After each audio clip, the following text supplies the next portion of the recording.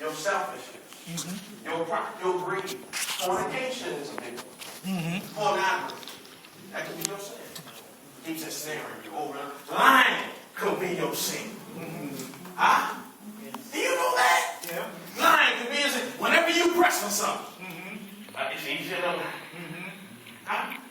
Do you know this thing continues to set you back while you can't be the true Christian that you need to be? He says, in order to run effectively in the race, he said, you're surrounded by a great cloud of witnesses. Let us lay aside the things that become deterrents. Right. And the sin that you keep struggling with over and over and over again. He said, look, become accountable and let that sin change from time to time. Yeah. Because there comes a moment we got to conquer something. Yeah. Struggling with addiction? Go to an anonymous class. On top of keep coming to church. Amen? Amen. Work on that thing. Pride is your issue. Be accountable. Have somebody else to be accountable to. Yeah. So they can check you. Man, when my language goes out of whack. Or when it seems like it's more about me than it's more about God. Right. If you really want to grow. He said, look, if I want to run effectively, there are some things that I got to set aside. Yeah. There are some weights. There are some sins that weigh me down. Yeah. And I keep looking around talking about why I'm so tired when it comes to running this race. Why I'm so weary all the time when it comes to this race. Why when it comes to Wednesday night at 7 o'clock, I look at my clock and say, oh, Lord, it's time to go again. Oh, why do I feel like that on Saturday night or Sunday morning when it's time to wake up? Why your parents got to fight with you every morning to get up and when it's time to come to serve the Lord? But you talk about going 6 Flags, you beat them to the car. Why do you have to go to these kinds of things? Good stuff. Trying to help somebody. He said, we got some things we got to be willing to lay aside, church. Church, we have to unburden ourselves with the things that weigh us down and deter us from running this Christian race. Yeah. Notice, see, Forrest, when he was being bullied, he started running. Remember those things fell off his legs? See, Forrest didn't realize how well he could run until he let the wings of the races go. Amen. Y'all see that? Amen. Forrest Gump didn't know how well he could run until the weights on his legs came off. And after the weights came off, he was one of the most gifted runners in his town. Yeah.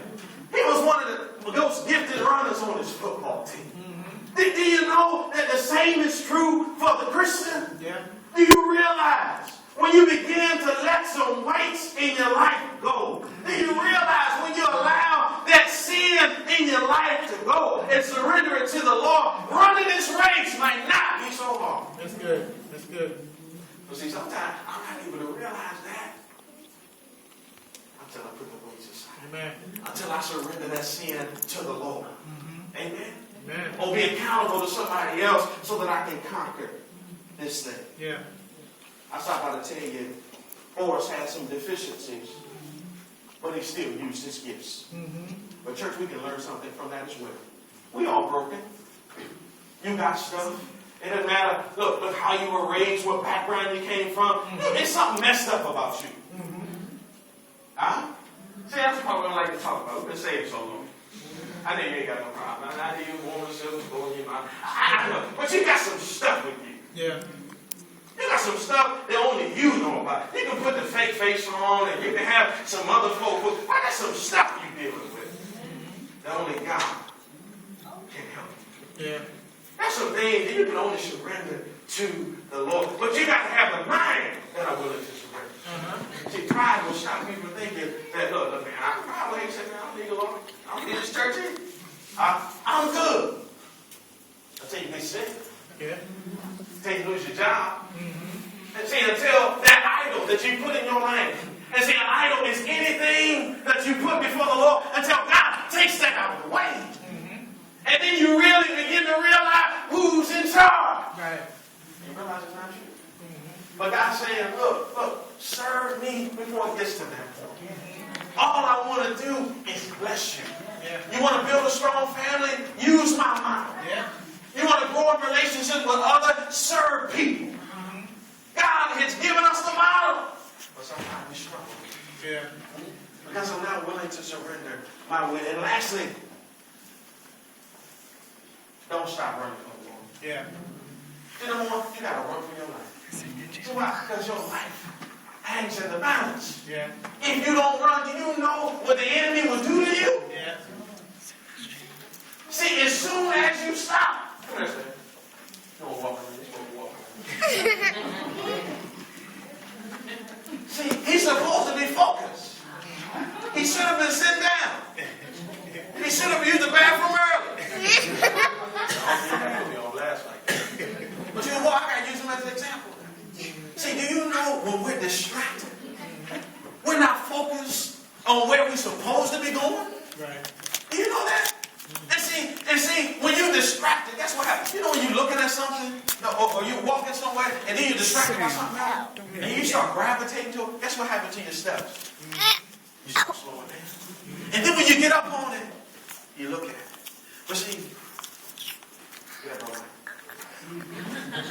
What's on the crib?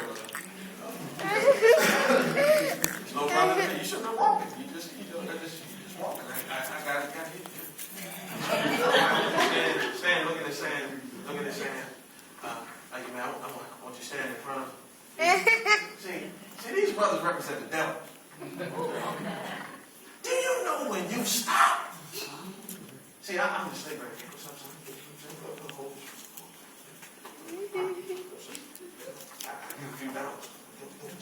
And see, he's getting from the back. See, I represent the back inside. And see, he's getting from the front. He's getting from the side. And when this brother try to move, try to move away. You see what happens? See, it's almost like a stronghold is on. I want to get away. But see, he's been entrapped by the devil. That's why you got to keep running. Because when you stop, do you know he's going to pounce on you with 2 feet? And he's going to surround you by his goons that not going to let you go when you want to go? I'm trying to show you something. Y'all both good. Good job. Y'all play good though. You see what happens? Do you see that? Do you see that clearly? I said, don't stop running for the Lord. When you stop, you're distracted, and then he just start talking to you. You remember Psalm chapter 1? Blessed is the man that walketh not in the counsel of the ungodly, who standeth in the way of sinners. See, blessed is the man that doesn't walk in the counsel of wicked folk. I don't give my ear, I don't give my credence, I don't give my time to the wicked. Blessed is the man that walketh not in the counsel of the wicked, nor standeth in the way of sinners.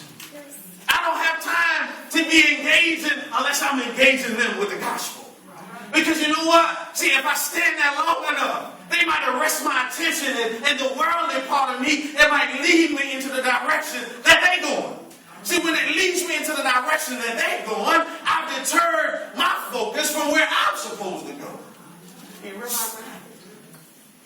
Walking not in the counsel of the ungodly, nor standeth in the way of the sinners. See, you know what happens over time?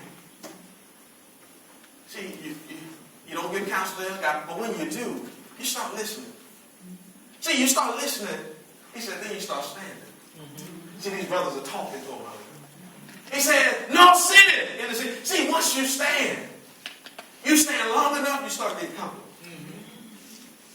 And then guess what you do? Oh, yeah?